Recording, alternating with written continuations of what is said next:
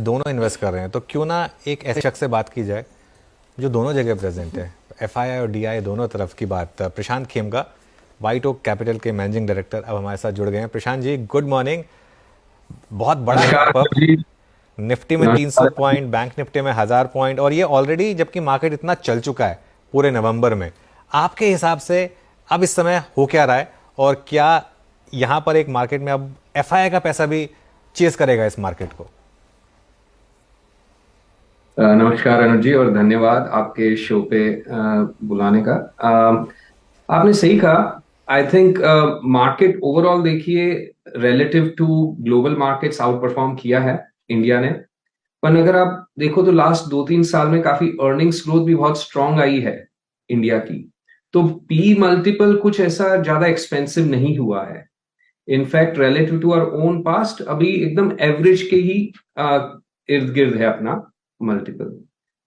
Foreign investors, because macro काफी positive है, economic growth के आंकड़े सब अपने देखे ही है। कॉर्पोरेट अर्निंग्स इंडिया का एक्सपेक्टेशन है would be one of the fastest across the world. तो पॉजिटिव माहौल बना हुआ है। एक ये रिस्क एलिमेंट लग रहा था उन्हें कि भाई वेट किया जाए सेंट्रल इलेक्शंस, मई के इलेक्शंस देखने के बाद ट्रिगर पुल करें।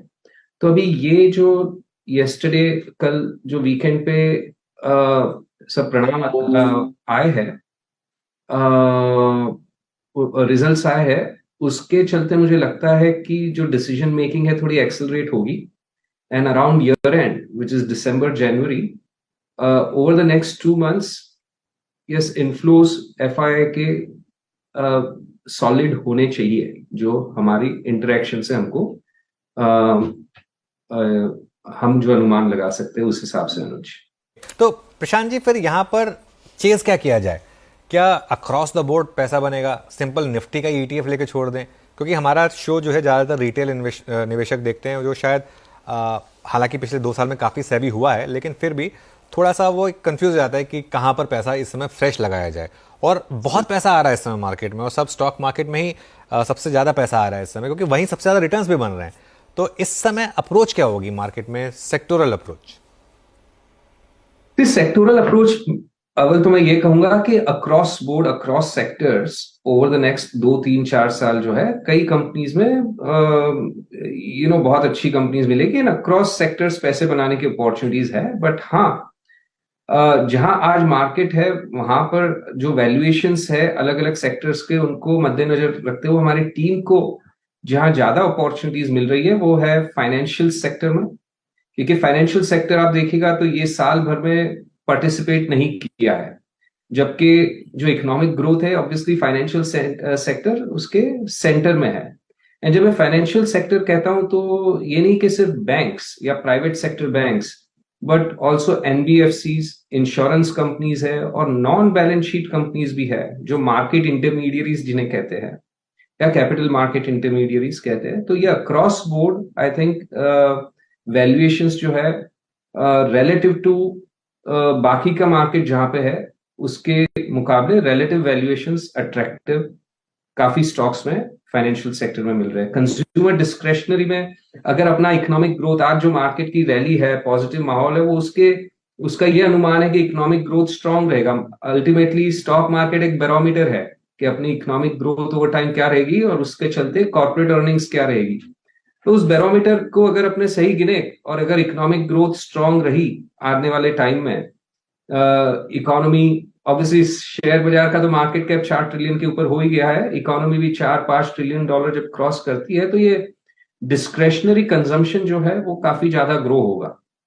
एंड डिस्क्रेशनरी में काफी आइटम्स आ जाती है, जैसे ऑब्वियसली ऑटो आ गया, रिटेल आ गया, मीडिया आ गया, ड्यूरेबल्स आ गए। तो इन सेगमेंट्स में भी इस साल ऑब्वियसली कई कंपनीज ने बहुत बढ़िया पार्टिसिपेट किया है, बट कई कंपनीज ने इतना पार्टिसिपेट नहीं किया, जहां पे वैल्यूएशंस अगेन रिलेटिवली अट्रैक्टिव हो गए हैं। एंड तीसरा मैं कहूंगा कैपिटल गुड्स जो है, हालांकि कैपिटल गुड्स ने बहुत अच्छा प्रदर्शन किया है ये साल, परफॉर्मेंस बहुत स्ट्रांग रहा है कैपिटल गुड्स का। बट जो मैक्रो बैकड्रॉप है, एंड विद पॉलिसी कंटिन्यूटी, अगर और एक्सेलरेट होगा वो, तो अभी भी हाई क्वालिटी जो कैपिटल गुड्स है वहां पे कई बहुत ही उम्दा अपॉर्चुनिटीज आज भी मिल सकती है। बट अक्रॉस सेक्टर्स कहना बाकी इससे ज्यादा डिफिकल्ट होता है। डिफिकल्टी नहीं, नामुमकिन कहूंगा मैं, क्योंकि मार्केट ने देखिए, जैसे कि सबको पता है रेलवेज में बहुत खर्चा हो रहा है, पावर सेक्टर में बहुत स्ट्रांग है भविष्य। तो ऑलरेडी वो सेक्टर्स में कई कंपनियों के दाम ऐसे हो गए हैं जो despite all this positivity does not sensible नहीं लगते हैं। तो मैं थोड़ा सा अलग हटके सवाल पूछना चाह रही थी खेमका जी, क्योंकि इस समय सब लोग यही पूछ रहे हैं कि क्या लेना है, लेकिन किससे दूर रहना है, उस पर आपके क्या विचार हैं? देखिए, कई सेगमेंट्स में, मार्केट के कई सेगमेंट्स में एक अति का माहौल हो गया है, और जहां भी अति हो जाता है उससे दूर रहना उचित रहता है मेरे हिसाब से। अभी प्रोस्पेक्ट्स उन्हीं सेक्टर में सबसे ज्यादा अच्छे लगेंगे। जैसे मैंने पहले भी कहा है, 2006-2007 में रियल एस्टेट के प्रोस्पेक्ट्स बहुत अच्छे दिख रहे थे, इंफ्रास्ट्रक्चर के प्रोस्पेक्ट्स बहुत उम्दा दिख रहे थे। बट अगर स्टॉक प्राइसेस में अति हो गई अगर, तो फिर वहां से पैसा खोने का चांस बहुत ज्यादा हो जाता है, भले के प्रोस्पेक्ट्स कितने ही अच्छे क्यों न हो। तो वैसे आज कई डोमेस्टिक सिक्लिकल सेगमेंट्स में, पर्टिकुलरली स्मॉल कैप्स में, जिनका हिस्टोरिकल ट्रैक रिकॉर्ड एकदम सॉलिड नहीं है, ना तो एग्जीक्यूशन को लेके सॉलिड है, ना गवर्नेंस को लेके सॉलिड है, बट चूंकि अगले 2-4-5 साल का फ्यूचर बहुत स्ट्रांग लग रहा है, ऑर्डर बुक्स बहुत स्ट्रांग लग रही है, वहां पे कई स्टॉक्स के दाम 10 गुना, 20 गुना, 30 गुना हो गए हैं। अब मैं ये नहीं कहना चाहता कि हर एक स्टॉक अंडर परफॉर्म करेगा या फिर नीचे गिरेगा। कई बार स्टॉक्स 25-30 गुना ऊपर जाते हैं और फिर 10-20 गुना और ऊपर जाते हैं और 25-30 गुना और ऊपर जा सकते हैं, तो वो कुछ कह नहीं सकते। बट वो सेगमेंट्स में deep cyclical, highly leverage balance sheet, जो कंपनियां पिछले साइकिल्स में बहुत खराब परफॉर्मेंस दे चुकी है, और ना एग्जीक्यूशन कैपेबिलिटीज डेमोन्स्ट्रेटेड है, ना गवर्नेंस का ठिकाना है, और स्टॉक प्राइसेस 10-20 गुना हो गए, उन स्टॉक्स, वो एक सेगमेंट ऑफ द मार्केट जो है, उससे दूर रहने की मेरे हिसाब से जरूरत है आज के दिन। ऑलराइट, लालच बहुत ज्यादा करोगे, फंसने का चांस ज्यादा है।